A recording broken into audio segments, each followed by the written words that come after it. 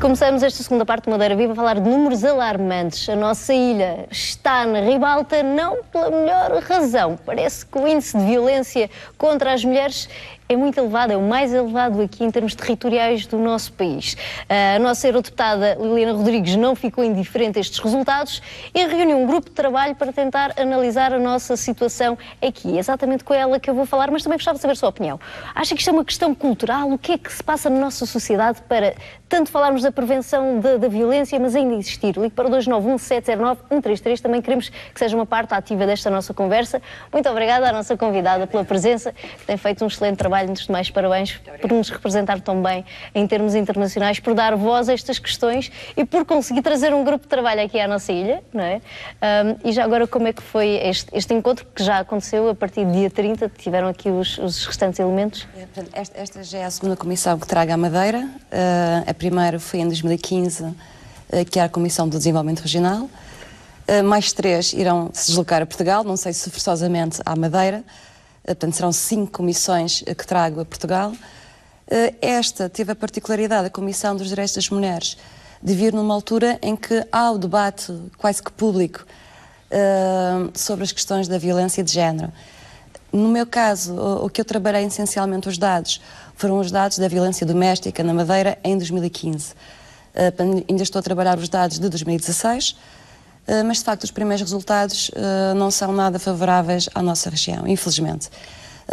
Temos uma média de 4,09% de índice de violência por cada 1000 habitantes, tornando assim a região autónoma da Madeira a região com o índice mais elevado de violência doméstica em todo o país. Pois, 2 mulheres por dia são alvo de violência. É uma questão de dividir, não é? Se temos 858, se não me engano, em 2015, num ano, é dividir isso e dá uma média de 2,3, portanto, 2 mulheres por dia são vítimas de violência doméstica. Já tem debruçado sobre esta questão em diferentes artigos para os média. Acha que é uma forma de sensibilizar também em termos governamentais, ou também é cada um de nós o seu objetivo quando pica este assunto nos diários? Eu acho, repara, a questão da violência de género, eu trabalho não exclusivamente sobre as regiões ultraperiféricas, neste caso mais concretamente a Madeira. Tenho trabalhado tanto a nível europeu como com Estados que não pertencem à União Europeia. Fui incumbida de ficar com a responsabilidade da Etiópia. Hoje era suposto estar na Arábia Saudita, mas não foi possível ir à Arábia Saudita pela mesma razão, questão dos direitos das mulheres, porque tinha cá a Comissão do Parlamento Europeu. Portanto, este flagelo não é um flagelo exclusivo de uma ou de outra região, no caso de Portugal. O que me preocupa é não haver resultados dos planos de igualdade que foram implementados na Madeira. E se esses resultados existem, pelo menos não estão disponíveis online, que é onde deveriam estar. A ideia não é sensibilizar apenas as autoridades. A ideia é o cidadão comum perceber o que é que está em causa, e o que está em causa é a democracia. Naturalmente, quando deslocamos cá uma comissão do Parlamento Europeu e que não é recebida pelas autoridades regionais, não é um bom sinal. Pois, já começamos com o pé errado. Vamos ficar também com uma telespectadora que já está em linha, Ana Gomes. Muito boa noite. Ana? Sim. Olá, boa noite. Olá, boa noite. Bem-vinda. E estamos aqui a falar desta igualdade de géneros. Acha que já existe, é uma realidade? Não, não existe. Não existe na realidade. E acho que esta coisa da violência doméstica, da violência, continua a ser sobre os trabalhos. Porque há muitas pessoas discriminadas. E também há muito desemprego. Uhum. E as mulheres ficam sujeitas a não há igualdade. Claro, portanto não tem o mesmo acesso, a mesma facilidade. Não tem. Infelizmente, nos dias de hoje não tem. E isso que a gente sabe, e fora aquela que há escondida. Pois. Portanto, é uma situação que ainda a deixa muito preocupada nos nossos dias, não é, Ana? Muito preocupada, muito preocupada. E qual é que acha que seria a solução, na sua opinião, Ana? As pessoas terem coragem. De enfrentar e não haver perdões. que infelizmente há muita coisa que há nós. Claro. Muito bem. Obrigada pela sua participação, Ana. Um grande beijinho, um bom resto de feriado. Obrigada, igualmente. Que a mulher também a pegar na questão da discriminação até em termos laborais e no acesso à mesma, sem falar nos salários, que ainda continuam a dar que falar. Mas acha que é preocupante termos a parte governamental a fechar uma porta? Eu pressuponho que esta indisponibilidade para receber esta comissão, mas devo dizer que fosse esta ou outra qualquer comissão, há aqui uma falha institucional. Na minha perspectiva não devia ter acontecido. Mas não creio de forma alguma que seja fechar os olhos ao problema. Aliás, a Câmara Municipal do Funchal recebeu-nos, ouvi muito bem as propostas que também tínhamos para dar à Câmara Municipal. A Câmara, por sua vez, tem também um plano e percebeu, para além do trabalho que tem sido feito, que vamos ter que fazer mais. Mas esta senhora levantou um problema muito interessante. Ela levantou o problema que é o salário, pelo mesmo trabalho, há salários desiguais. E nós sabemos que as mulheres, no caso português, recebem menos de 7% por hora em relação aos homens. Dentro da média nacional, ou seja, mensal, o que ganhamos, a média nacional, está nos 16,31, uma coisa por aí, que é semelhante à média europeia. Portanto, ainda temos, e essa foi uma das queixas que ouvimos em Lisboa, por parte de diversos sindicatos, é que as mulheres continuam a ganhar menos fazendo o mesmo trabalho que os homens. Isto pode não parecer um problema, mas é um problema gravíssimo. Porque o que está a dizer é que o mesmo tempo que nós levamos a fazer uma tarefa durante os mesmos dias, em rigor, nós a partir de 20 e poucos de outubro não somos pagas. Somos subvalorizadas. Exato. É interessante ver isso. Vou-lhe dar um exemplo concreto. Há pouco tempo em Bruxelas, fez-se uma corrida em Bruxelas, uma maratona de Bruxelas. O prémio para os homens era 3.000 euros. Para as mulheres era 1.000 euros. E elas tiveram de percorrer exatamente o mesmo percurso. Portanto, isto é inadmissível. Naturalmente fizemos imensas queixas. Disseram que para o ano vão ter isso. Num sítio que supostamente seria mais avançado do que Portugal, não é? Supostamente, mas não tenham essa ideia. Portugal é tido como um dos países mais progressistas em termos legislativos. Mas estamos mesmo a implementar ou simplesmente assinamos com a cabeça, vamos aceitar as propostas e depois não passamos do papel para a realidade? Eu acho que, como sabe, a Madeira e os Açores são regiões autónomas e, portanto, têm a sua forma muito específica, precisamente, ainda bem, decorrente do seu estatuto, de implementar os projetos. Agora, no caso do continente português, por exemplo, uma medida que, na minha perspectiva, é excelente, foi a introdução nos currículos escolares, não de um ponto de vista forçosamente formal, conteúdos que digam respeito à igualdade de género. Sei que aqui na Madeira algumas escolas já estão a fazer essa experiência.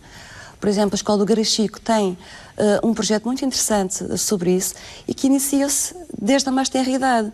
Portanto, há aqui um papel fundamental da educação e nós, como uma região autónoma pequena, somos poucos e é uma região pequena, era relativamente fácil fazer-se um projeto mais incisivo, que eu sei que já existe algumas experiências e que há vontade de fazer isso por parte da Secretaria Regional de Educação, mas é preciso haver uma estratégia bem definida, com todos os parceiros, para de facto termos outros resultados que não estes que temos vindo a assistir. Ainda muito temos para mudar. E agora temos uma perspectiva masculina. Carlos Sousa está em linha. Boa noite, Carlos. Olá. Boa noite. Boa noite, bem-vindo. Antes de mais, boa noite, obrigado. Antes de mais, gostava de dar os parabéns à deputada Liliana Rodrigues pelo trabalho que tem desenvolvido e parabéns também, Madeira Silva, pela pertinência do tema que vão abordar nesta noite. E tem também... A minha pergunta para a deputada era... Sim. Eu gostava de perguntar como é que explica o facto do Plano Regional ainda não ter feito nada a nível de projetos para o combate à violência doméstica na Madeira, depois destes números alarmantes.